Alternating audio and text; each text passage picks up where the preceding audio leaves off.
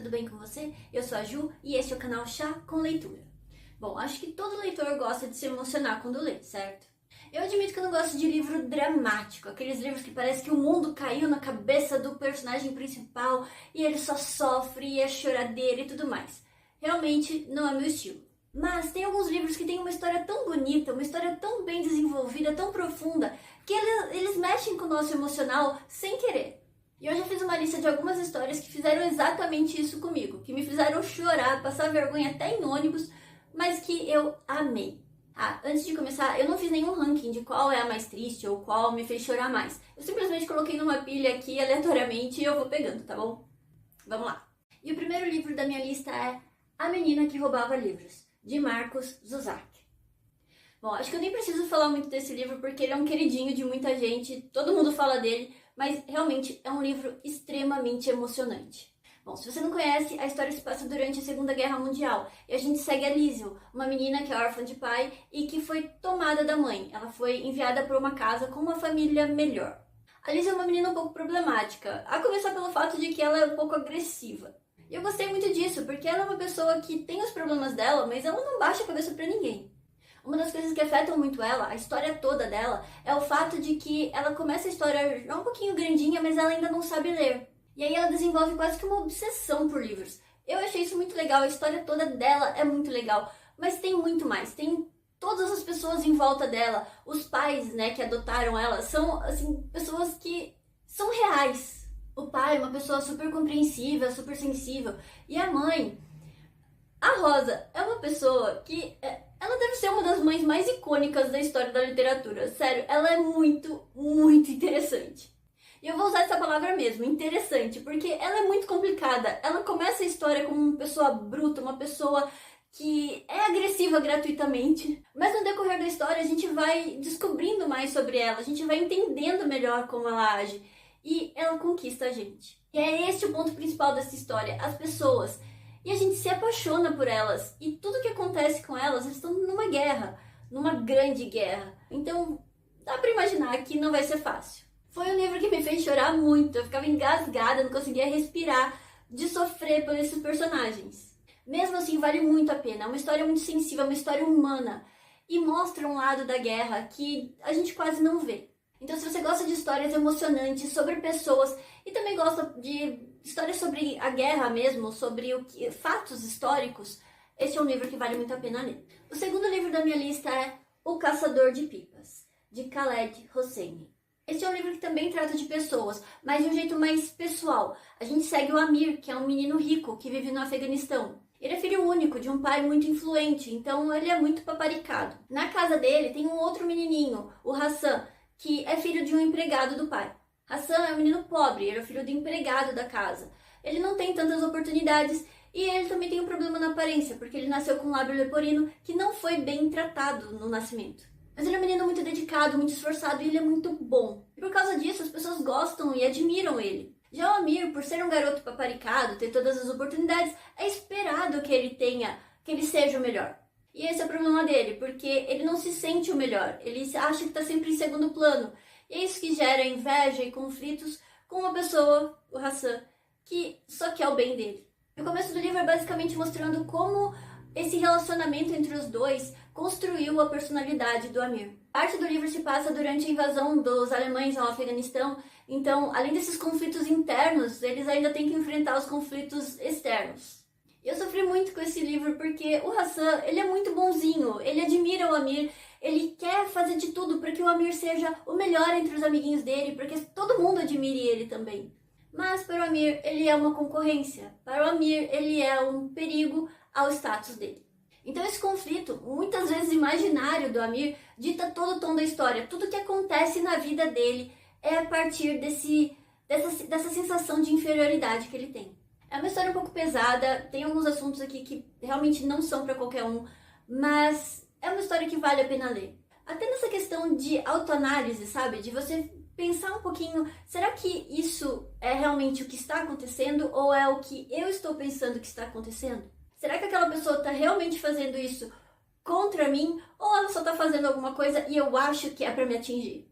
Enfim, foi realmente uma história que mexeu com o meu emocional. Eu não sabia, eu não esperava. A vendedora na loja, quando eu fui comprar um livro, ela me indicou esse. Ela falou, eu não quero te falar nada sobre ele, mas leve, você precisa ler, você precisa ler. E ela falou de um jeito tão emocionado que eu comprei o livro por ela. E realmente, depois de terminar o livro, eu me vi nos olhos dela. Aquela expressão que ela usou pra me vender este livro foi a expressão que eu senti que eu estava fazendo. Então, se você gosta de histórias emocionantes e ainda não leu este aqui, pode ler, porque este aqui vai mexer bastante com você. A próxima história que eu trouxe, na verdade, é uma duologia. A Guerra que Salvou Minha Vida e a Guerra que Me Ensinou a Viver, de Kimberly Bradley. Olha que bonitinho. Essa duologia também se passa durante a Segunda Guerra Mundial. É sobre uma menina, Ada, e o irmãozinho dela, o Jamie. Eles são ingleses e moravam em Londres. Então, quando teve aquela remoção das crianças das cidades grandes para o campo, eles foram juntos. Acontece que a Ada não deveria ter ido, porque era como se ela não existisse.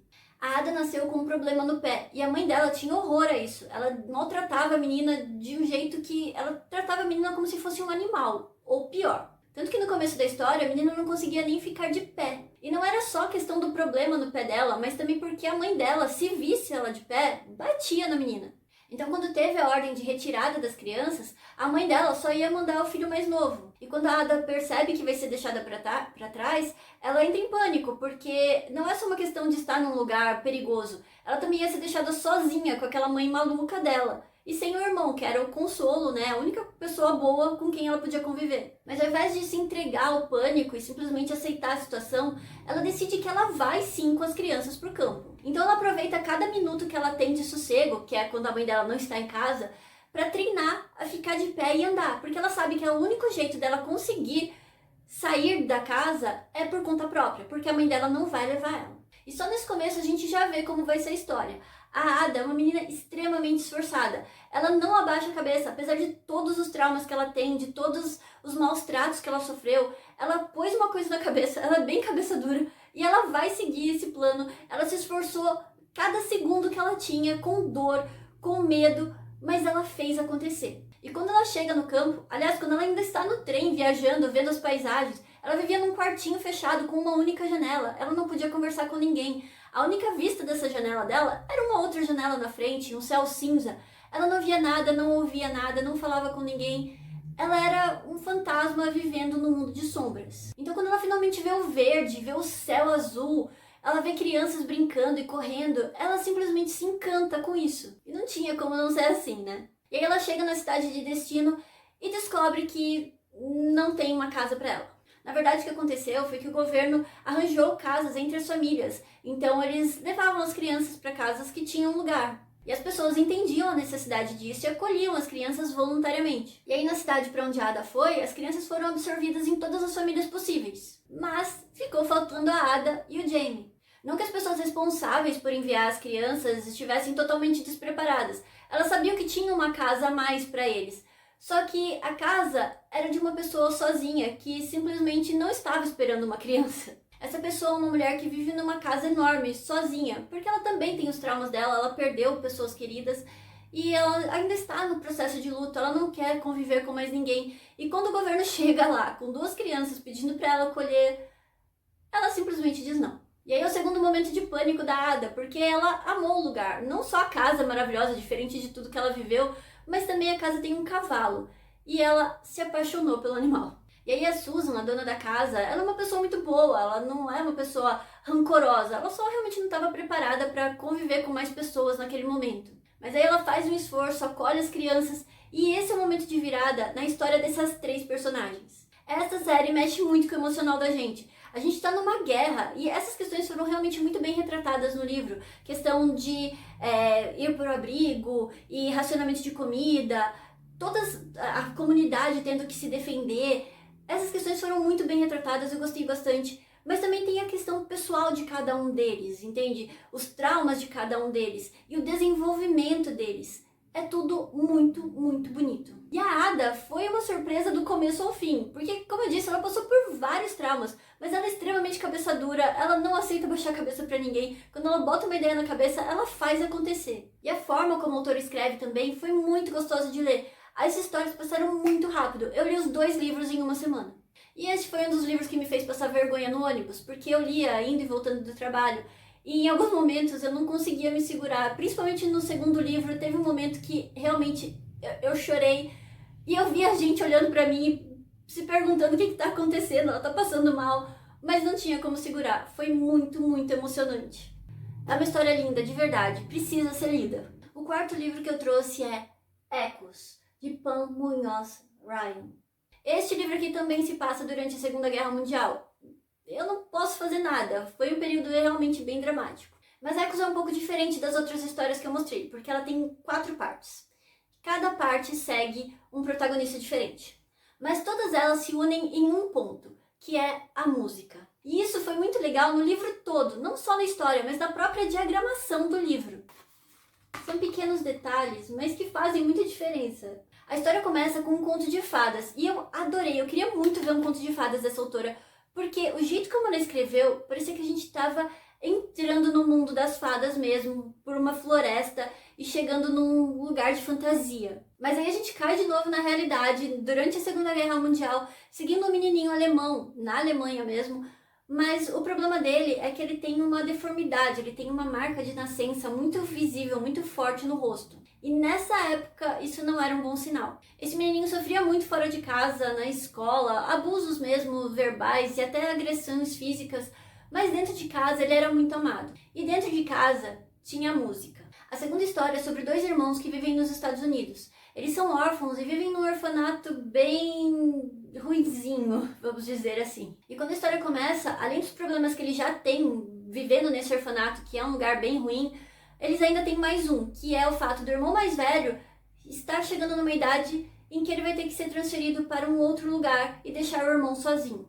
Coisas acontecem e esses meninos acabam conseguindo uma guardiã que leva eles para morar na casa dela. Essa guardiã também tem os problemas dela, os traumas dela, mas ela cuida muito bem deles. E é nesse lugar que eles tomam conhecimento, eles têm o primeiro contato com a música.